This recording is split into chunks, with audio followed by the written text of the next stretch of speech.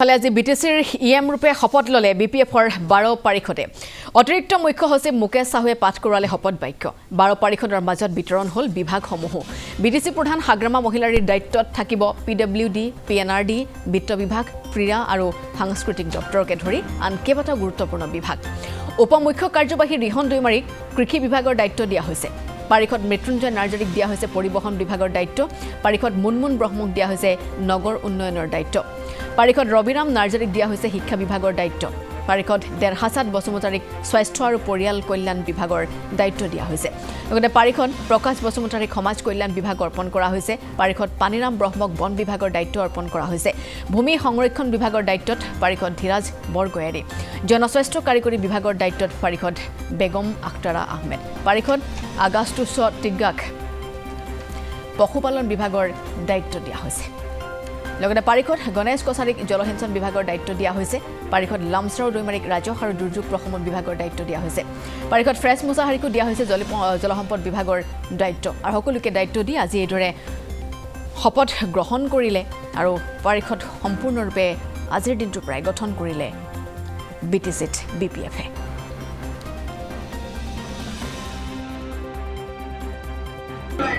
ভাল লাগিছে department wise মই আৰবান ডেভেলপমেণ্টৰ হেৰিটো পাইছোঁ খুব ভাল লাগিছে আৰু কি কাম কৰিবলৈ সুবিধা আছে সকলো ধৰণৰ এক্সপ্ল'ৰ কৰি পেলাই টাউনটো ধুনীয়াকৈ কৰা হ'ব বহুত ভাল অনুভৱ কৰিছোঁ আমাৰ মাননীয় হাগ্ৰামা মহিলাই ডাঙৰীয়ালৈ মোৰ ফালৰ পৰা অশেষ ধন্যবাদ জনাইছোঁ তেখেতে যেতিয়া আমাৰ কেম্পেইন আছিলে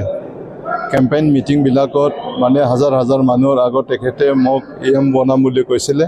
আৰু ইৰিগেশ্যন ডিপাৰ্টমেণ্ট দিম বুলি কৈছিলে হিচাপে তেখেতে 100% যিখিনি ৰাইজক কথা দিছে এইখিনি তেখেতে আজি কাৰ্যকৰী কৰিছে ইয়াৰ বাবে তেখেতক আৰু ধন্যবাদ জনাইছোঁ আৰু মই ইৰিগেশ্যন ডিপাৰ্টমেণ্ট পাইছোঁ আৰু সেই ইৰিগেশ্যন ডিপাৰ্টমেণ্টৰ জৰিয়তে আজি বিটিসি অঞ্চলত বসবাস কৰা যিবিলাক কৃষকসকল আছে কৃষকসকলৰ খেতি পথাৰত পানী যোগান ধৰাই মোৰ মূল উদ্দেশ্য হ'ব মই প্ৰথমতে আজি বিটিসিৰ আমাৰ এক্সিকিউটিভ কাউন্সিলৰ এজন ইএম হিচাপে শপত গ্ৰহণ লোৱাৰ এই মানে পবিত্ৰ সন্ধিখনত প্ৰথমতে মই হাগ্ৰামা মহিলাই ডাঙৰীয়া দেৱ আমাৰ বিটিসিৰ চিফ তেখেতলৈ মই গভীৰভাৱে আন্তৰিকভাৱে ধন্যবাদ জ্ঞাপন কৰিছোঁ কৃতজ্ঞতা স্বীকাৰ কৰিছোঁ তেখেতে মোৰ ওপৰত আস্থা বিশ্বাস ৰাখি পেলাই আজি তেখেতৰ যিটো এক্সিকিউটিভ কাউন্সিলৰ যিটো আমাৰ টীম আছে সেই টীমত মোক এজন সদস্য হিচাপে তেখেতে যিহেতু অন্তৰ্ভুক্ত কৰিছে আৰু তেখেতক ইয়াৰ কাৰণে মই অন্তৰৰ পৰা ধন্যবাদ জ্ঞাপন কৰিছোঁ তেখেতৰ প্ৰতি কৃতজ্ঞতা স্বীকাৰ কৰিছোঁ লগতে আজি আমাৰ কচুগাঁও সমষ্টিবাসী ৰাইজে 10 বছৰৰ মূৰত কচুগাঁও সমষ্টিৰ পৰা মোক জনপ্ৰতিনিধি হিচাপে MCLA হিচাপে যে বাছনি কৰি পঠিয়ালে আৰু তেওঁলোকৰ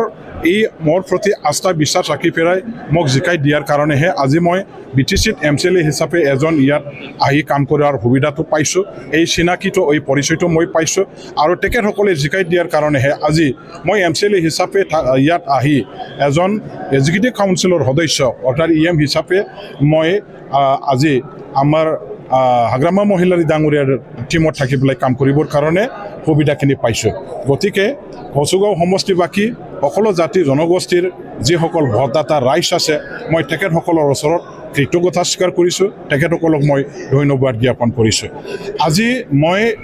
প্ৰথমবাৰৰ কাৰণে বিটিসিত EM হিচাপে কাম কৰিবৰ কাৰণে সুবিধা পাইছোঁ সেইটো মোৰ কাৰণে এইটো নতুন এটা ৰাজনৈতিক অভিজ্ঞতা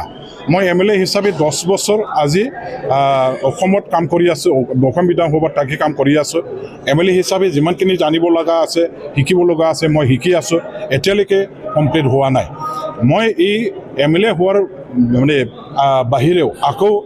বিটিসিত এজন MCLA হিচাপেও মই 2010ত আহিছিলোঁ আৰু ইয়াত MCLA হিচাপে মোৰ এটা অভিজ্ঞতা আছে আজি মই EM হিচাপে কাম কৰিবৰ কাৰণে সুবিধা পাইছোঁ মোৰ যিটো EM হোৱাৰ কাৰণে মোৰ মনত যিমান মই আজি মানে সুখী হৈছোঁ ইয়াৰ বেছি মই সঁচাকৈ গভীৰভাৱে চিন্তা চৰ্চাত মানে পঢ়িছোঁ